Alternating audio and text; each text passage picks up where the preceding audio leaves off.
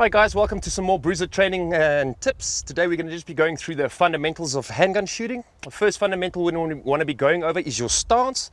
I see a lot of the time people are doing this old Weaver stance where they put a lot of their weight on their back leg. It's not ideal. What we want to do today is we want to make sure that your feet are nice and shoulder width apart with a slight bend in your knees to give you a nice stable position.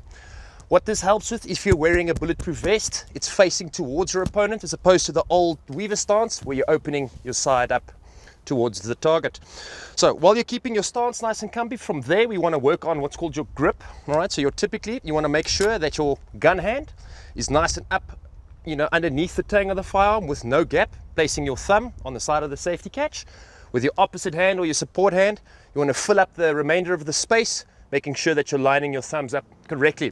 Once you've got a good grip from here, you want to be able to present the firearm out. So from grip, you're going to talk about sight picture. So what sight picture means is, can you see your sights? And then from there you want to align your sights correctly, making sure that your front sight and your rear sight are correctly aligned.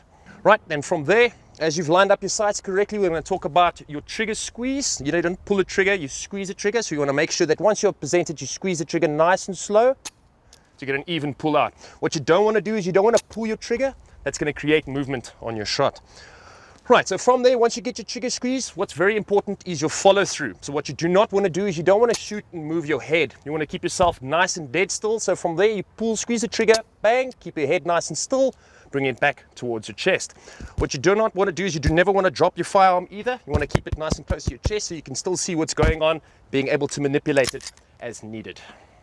Right, so we're going to do 5 rounds just to get us nice and comfortable. So first thing we're going to do is, all right, check that our stance is correct, get our grip nice and comfy. From here, we're going to get our sight picture, sight alignment, breathing, and trigger squeeze. Right, so that's just one shot, nice and comfy. But if you get your fundamentals correct, you should be able to do it relatively easily. And from there, pulling your slide back, inspecting your chamber, down your magazine well, dropping the slide, dry firing, and holstering your weapon.